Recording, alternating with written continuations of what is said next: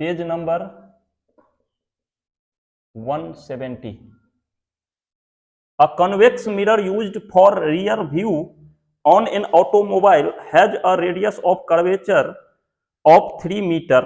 If a bus is located at 5 meter from this mirror, find the position, nature and size of the image. एक convex mirror है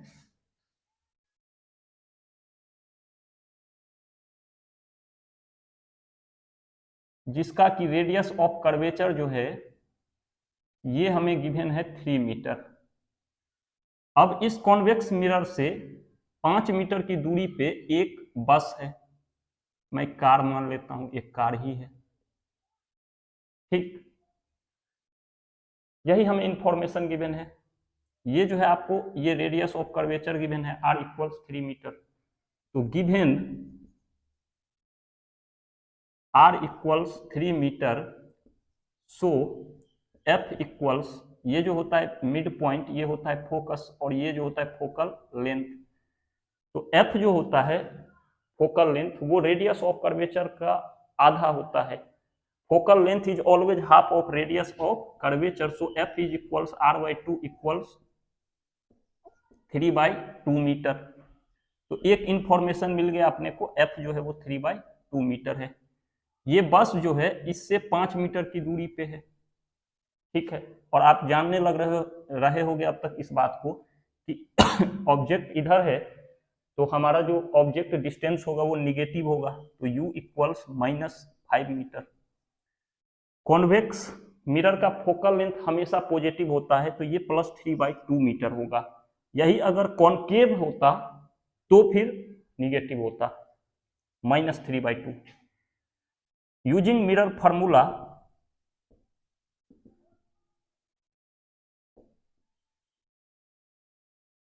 one by v plus 1/u equals 1/f। देखो f और u है, मतलब अपने को v निकालना है, सिंपल सा। तो 1/v equals 1/f minus 1/u। इसको मैंने इधर ही छोड़ दिया, इसको उठा के इधर ले गए। और 1/v इक्वल्स 1/f, देखो अपना क्या है 3/2 मीटर, 3/2 माइनस 1/u, देखो आप यहाँ पे -5 मीटर, तो 1/-5, और 1/v इक्वल्स, ये ऊपर जाएगा रेसिप्रोकल होगा, 2/3 माइनस इंटू माइनस ये हो जाएगा +1/5। तो और 1/v इक्वल्स, एलसीएम आप लोगे 3 और 5 का, तो 15, 3 5 जा 2 5 जा 10 प्लस 5 3 जा 1 से 3 टाइम, और 1/v इक्वल्स 13/15, और इसको लास्ट में उल्टा करके लिख देना है, v equals 15/13। Therefore v equals 13 से ये जाएगा 1 टाइम, 13 1 जा 13, पॉइंट आ जाएगा 2 0, 13 1 जा 13, 7 0, 1.15 मीटर, ठीक ना। तो हमारा जो v आ रहा है वो आ रहा है 1.15 मीटर। ये क्या है, ये पॉजिटिव है। और आप ऐसे भी जानते होंगे कि कॉन्वेक्स मिरर में जो इमेज का फॉर्मेशन होता है वो इधर की तरफ होता है, बिहाइंड द मिरर। और यहां से भी आप समझ सकते हैं ये पॉजिटिव डिस्टेंस है, ठीक। तो इमेज का जो पोजीशन होगा,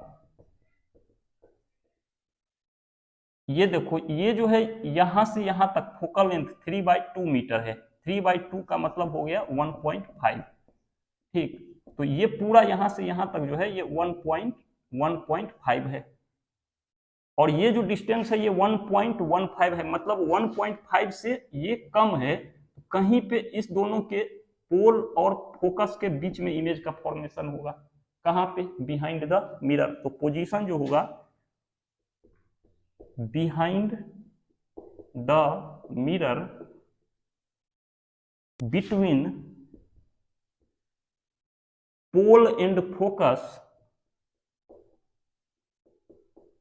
पोल and focus at a distance of at a distance of 1.15 metre. ठीक ना। हमसे तीन चीजें पूछ रहा है, पोजीशन, नेचर और साइज। तो पोजीशन हमने निकाल लिया। अब मैग्निफिकेशन आप जानते होंगे अच्छे से, अब तो पिछले क्लास में ही मैंने कराया है। यूजिंग मैग्निफिकेशन,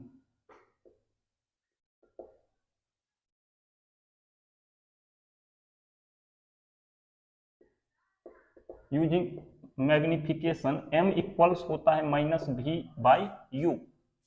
ठीक, तो हमारे पास v कितना है 1.15, तो इक्वल्स -1.15 डिवाइड u, आप देखो यहाँ पे -5, तो -5, ये माइनस से माइनस गया, ये पॉइंट यहाँ से जाएगा, 2 जीरो आएगा, ये 23 टाइम जाएगा 5 से, और ये 100 टाइम्स। आप जब इससे इसमें डिवाइड करोगे तो ये आएगा 0.23।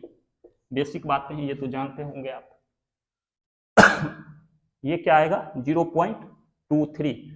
अब आप देखो मैग्निफिकेशन क्या है, मैग्निफिकेशन क्या है, पॉजिटिव है, और जब पॉजिटिव होता है मैग्निफिकेशन तब इमेज का जो नेचर होता है वो क्या होता है, वर्चुअल एंड इरेक्ट। आप देखना अच्छे से उस क्लास को, अगर आपको समझ में नहीं आ रही हो तो। मैग्निफिकेशन पॉजिटिव होगा तो इमेज का नेचर होगा वर्चुअल एंड इरेक्ट। ठीक, और अगर मैग्निफिकेशन निगेटिव होगा तो इमेज का नेचर होगा रियल एंड इन्वर्टेड। और आप जानने लग रहे होंगे अब कि कॉन्वेक्स मिरर में जो इमेज होते हैं वो हमेशा वर्चुअल एंड इरेक्ट ही होता है। तो चीजों को बस आपको समझना है। तो नेचर क्या होगा, nature virtual and erect. Size क्या होगा, इमेज का साइज जो होगा वो स्मॉलर होगा बाय अ फैक्टर ऑफ 0.23। अगर आपको समझ में नहीं आ रही है ये चीजें कि ये कैसे होगा छोटा, तो आप देख लो, हमने पढ़ रखा है मैग्निफिकेशन होता है height of image by height of object. तो यहां से जब आप इसको यूज कर रहे होगे तो ये आएगा 0.23 है, तो ये पॉइंट को उड़ाएंगे तो ये क्या आएगा 100 आएगा नीचे। तो सपोज करो कि ये जो है 100 मीटर है, तो ये 23 मीटर। तो हाइट ऑफ ऑब्जेक्ट अगर 100 मीटर है तो हाइट ऑफ इमेज कितना आएगा 23 मीटर। तो साइज जो होगा smaller by a factor of 0.23। तो ये था इस न्यूमेरिकल का सॉल्यूशन। एक चीज और ध्यान रखेंगे आप, ये ऑब्जेक्टिव क्वेश्चन पूछा जा चुका है।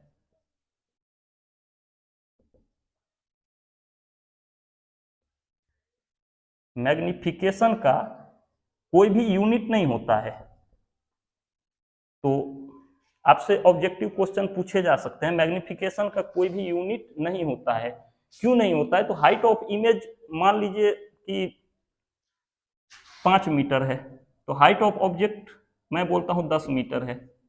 तो जब आप height of image divide height of object लिखोगे तो 5 मीटर डिवाइड 10 मीटर लिखोगे, मीटर से मीटर कैंसिल आउट हो गया, तो ये जो है ये आपस में कैंसिल आउट हो जाते हैं। तो मैग्निफिकेशन का यूनिट नहीं होता है, आपको ध्यान रखना है। स्क्रीनशॉट ले लीजिए जिनको भी लेना हो।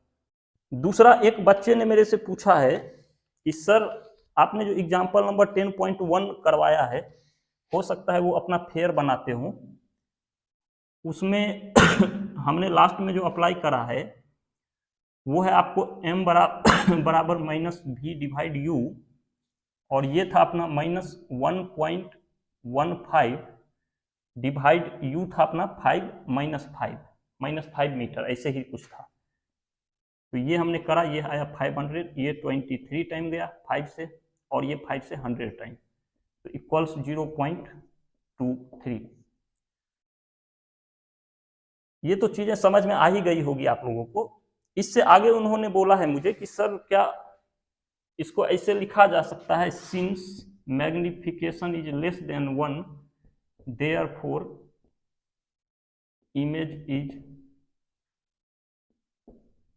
Smaller in size. तो क्यों नहीं लिख सकते हैं आप, एकदम लिख सकते हैं। मैग्निफिकेशन अगर 1 से कम होगा तो इमेज होता है डिमिनिश्ड, मैग्निफिकेशन अगर 1 से ज्यादा होगा तो इमेज होता है मैग्नीफाइड, और मैग्निफिकेशन अगर 1 के इक्वल्स होगा तो इमेज होगा आपको same sized image as object. तो क्यों नहीं लिख सकते हैं, एकदम लिख सकते हैं। Since magnification is less than 1 therefore image is smaller in size, ठीक ना।